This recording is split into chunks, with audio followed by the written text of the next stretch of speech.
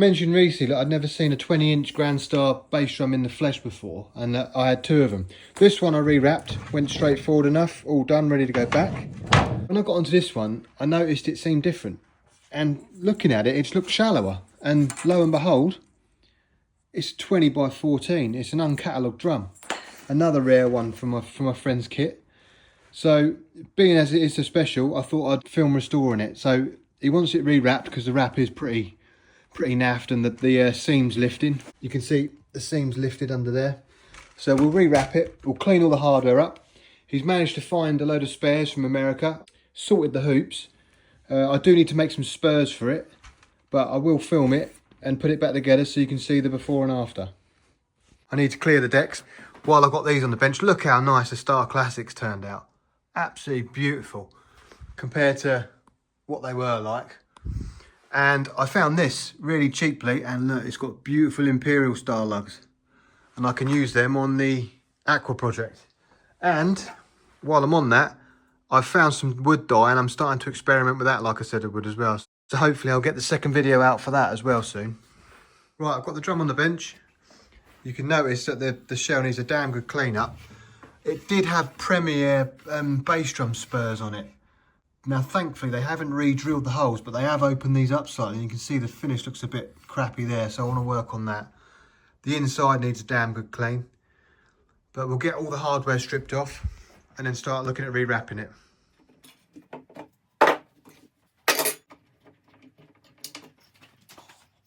Lugs need a good clean, but look how nice the fixings are inside. That don't happen often.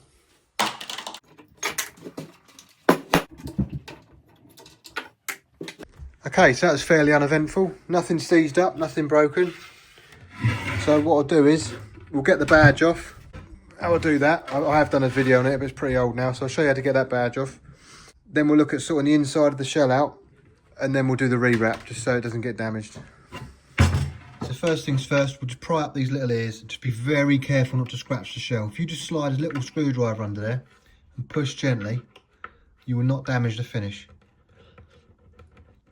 And just gently lever it up like this, and to turn the screwdriver, and see it come up then? Underneath, gently lift it up.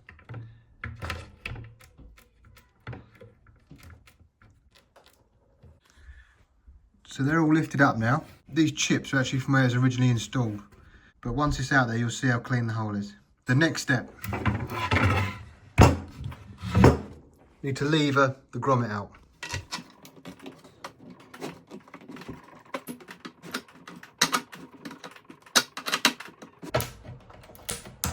There you go.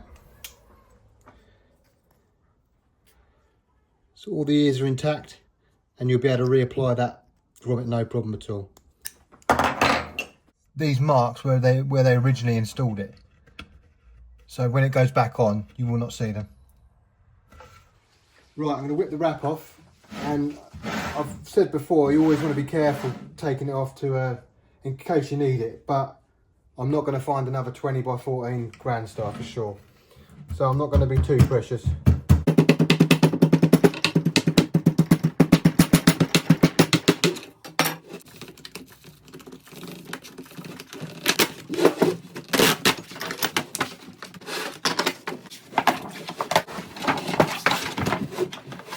So here's the bare shell, and there's the cut for the wrap. We've got to clean up this residue from the previous wrap, give the outside of the shell light sanding, and then we can rewrap it, but I'll sort the interior out first.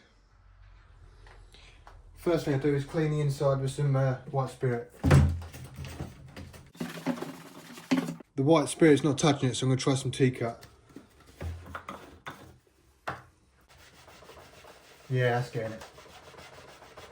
You can see all these marks here and here, and all the back of the shell. Let's try and get rid of them.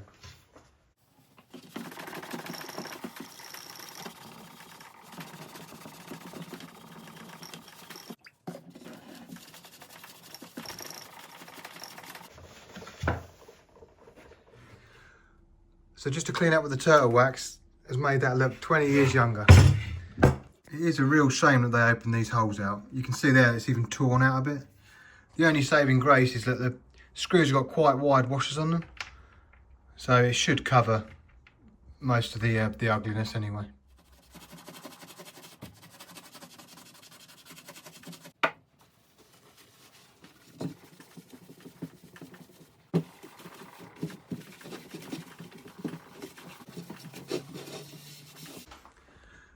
So here's the inside now. It looks beautiful. Like I say, these will never be perfect, but once the screws are on there, they will look as good as they can. Okay, the shell's ready for rewrapping. I've just lightly sanded over it. I've got a video on my channel about how you do wrapping in more depth, but this will just do a time lapse just to give you an idea.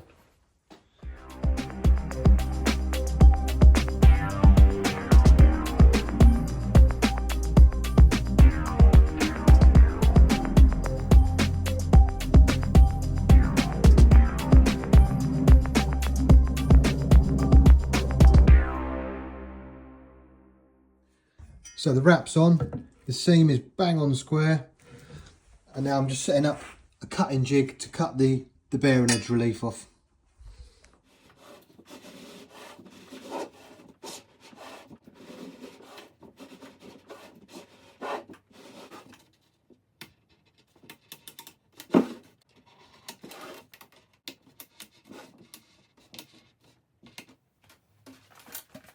So the wrap's on, the edges are cut. Looks beautiful. Next thing to do is just to punch all the holes through. I use a screwdriver to mark the inside, then punch it from the outside, then use a flathead to deburr it on the way out.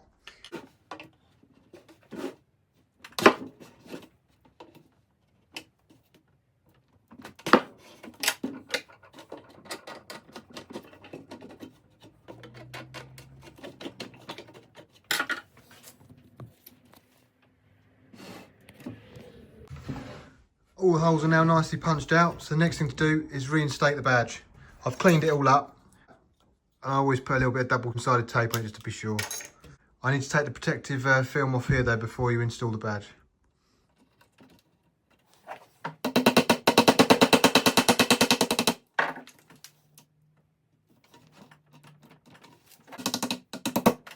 You want a bit of wood to rest the badge on. Then you can pry the fingers back with the screwdriver and then hit it with a hammer.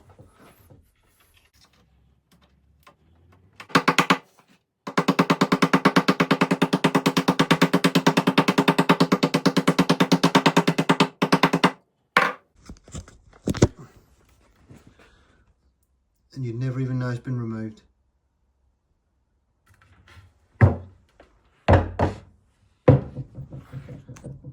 Hardware's all cleaned up. Next thing, stick it on the shell.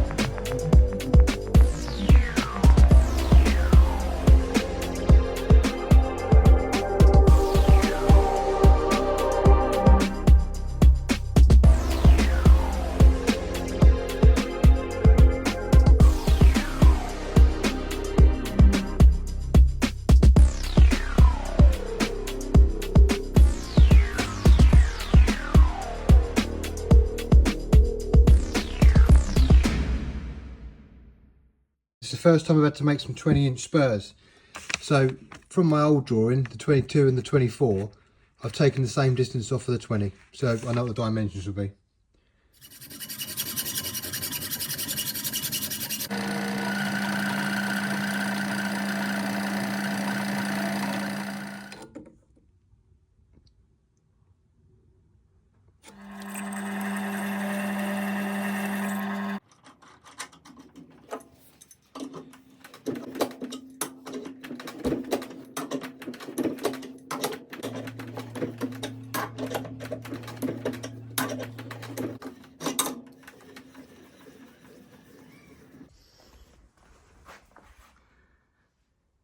Beautiful. The only problem I found, like I say, with these spurs are sort of reversed engineered them to the 20 inch.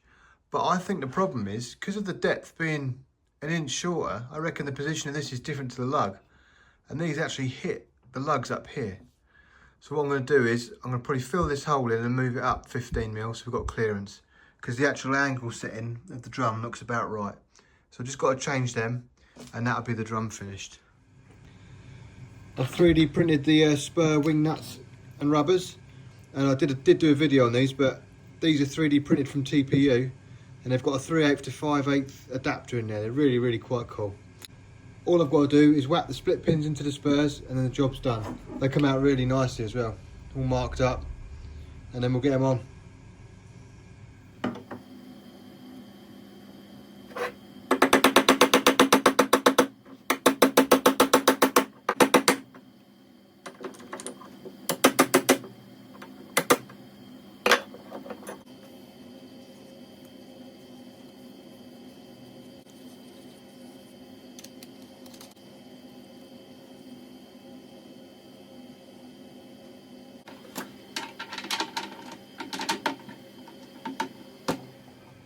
The spurs now fit lovely, and that is the bass drum done. So here's the 220s in the flesh, and this is a standard shell, and you can see that one is 16, and that drum with the hoops on is just, they're about the same width. So it's very, very cool.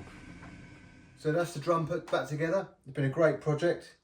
I've been told as well this belonged to Stephen Irvine from Lloyd Cole and the Commotions as well, so there's a bit of history behind it. I hope you enjoyed the video and stay tuned.